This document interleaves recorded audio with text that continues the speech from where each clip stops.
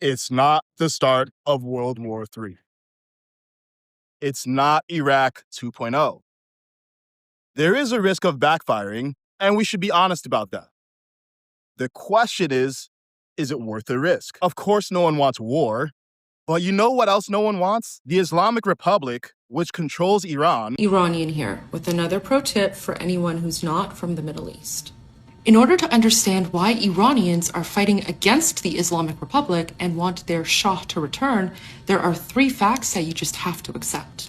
Number 1, Iran is not a Muslim country, and prior to 1979, we were a modern, secular, westernizing nation. Number 2, the 1979 Islamic Revolution, or as I like to call it, the Islamic coup d'etat, was not an organic movement. It was orchestrated by communists and Islamists, and it was funded and supported by Western nations.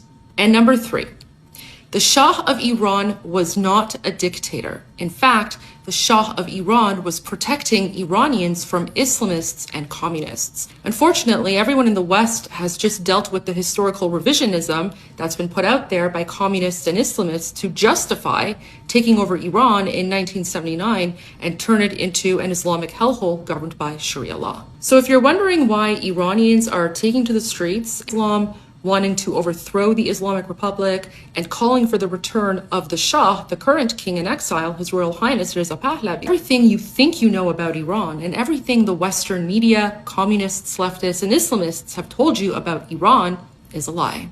Iranian here, with a message for every single American who voted for President Trump.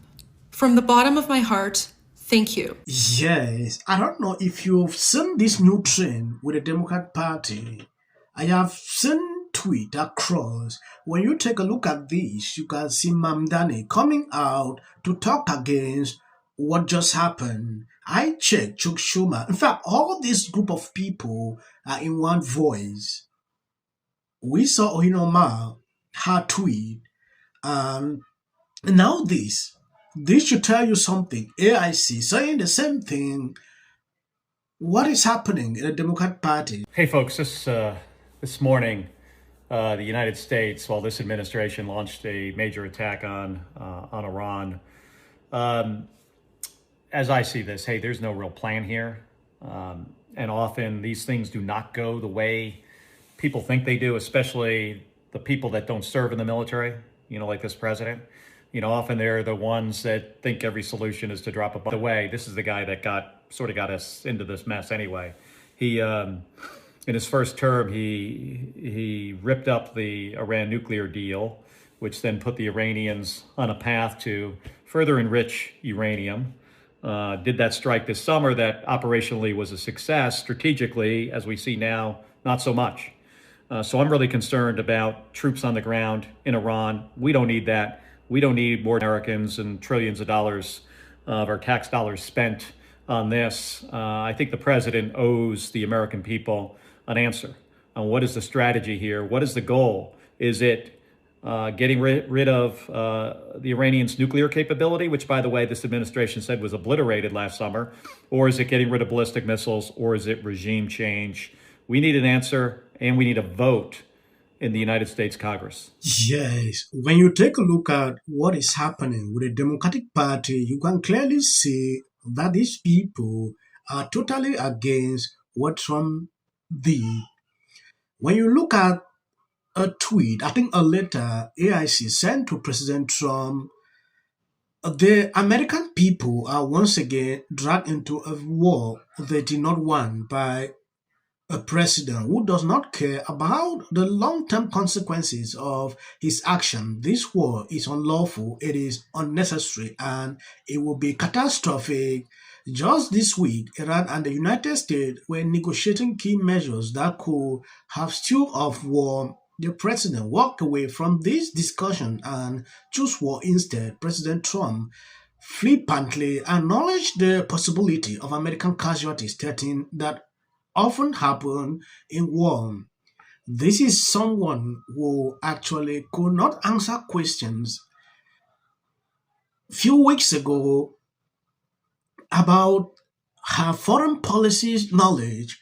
Now she is here to educate the President of the United States on it.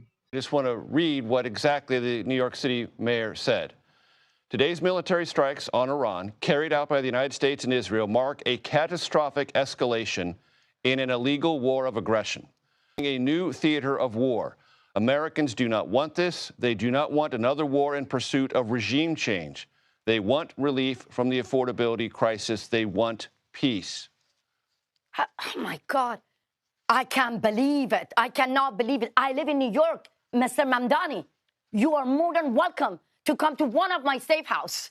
You're more than welcome to come and see my would-be son in the federal court. You didn't even dare to come and face them. Where were you when they sent kids here in New York City? You were crying for your aunt because she stopped using subway for simply in an illusion statement you made saying that she didn't feel safe because of wearing hijab. Really? I stopped using subway because of the would-be being sent to beautiful New York City by the Islamic Republic. I know maybe you and many other people, they hate President Trump, but believe me, this is not the right time to shift your hatred and your anger from President Trump to the people of Iran, innocent people. We clearly see the minds of people when things like this are happening. When you listen to this lady, she's talking out of experience, pain. That should tell you something. Mamdani is sitting here struggling to express himself in a way that can suit everyone around him is something telling. I understand people have different opinion about all what is going on, and people are actually concerned with this. There is another video I saw. Take a look.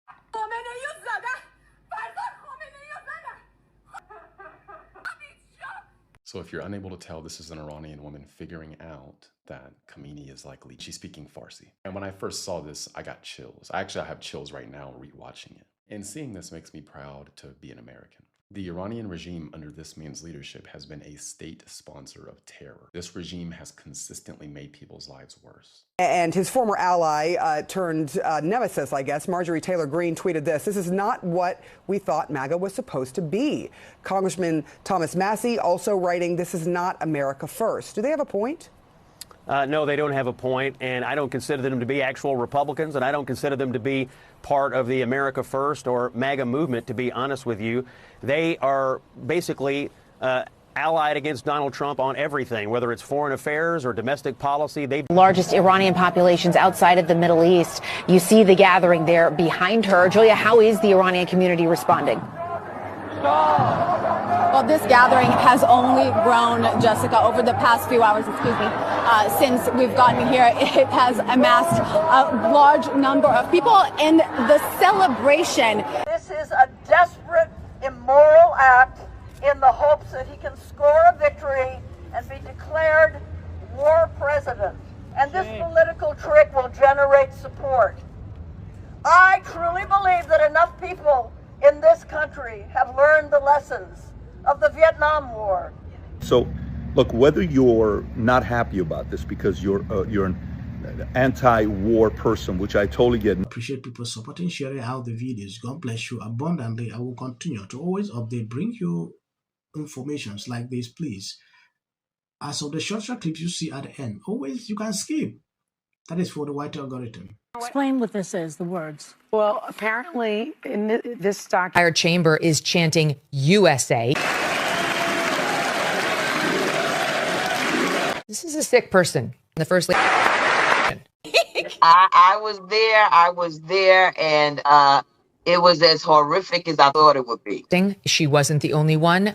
Look at SOT 35, CNN's Abby Phillip. But he utilized almost like these game show type moments where you're seeing awards being presented. They're just so disgusting. Of course, he chose Amy Coney Barrett for the bench. She was one of the justices who did not vote in his favor and did not shake her hand there, ruled against. All right, these little drama queens. Here's the video. He shook everyone's hand. Everyone. There's the Chief Justice.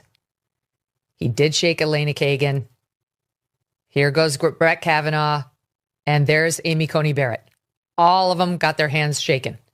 to the point where they had to come back on the air and say this in Stop 33. But we should point out as he walks in, he's pretty close to the justices again as he comes down on the floor, that he did shake their hands there this evening. There were a couple of shots that they showed, one of them making it very clear, including Amy Coney Barrett. They thought they had such a juicy moment. No, that's not what happened at all. To get here and to press this country to the border. I stuck at the border. Go Trump!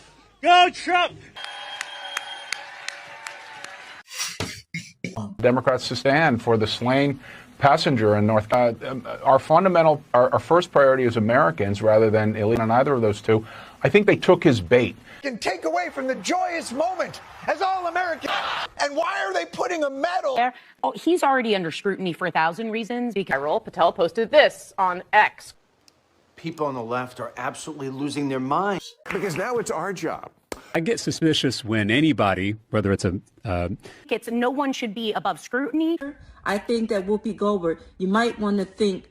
Isn't their whole testimony? Don't use it as a platform. Person's home, it's very easy to. This is for the people in the United States who are terrorized and scared today. The country's in such emotional turmoil. And Republicans on both sides. You're so amazing. And wasn't it so great? Careful what you wish for. Iran is going to get spanked. And it could only happen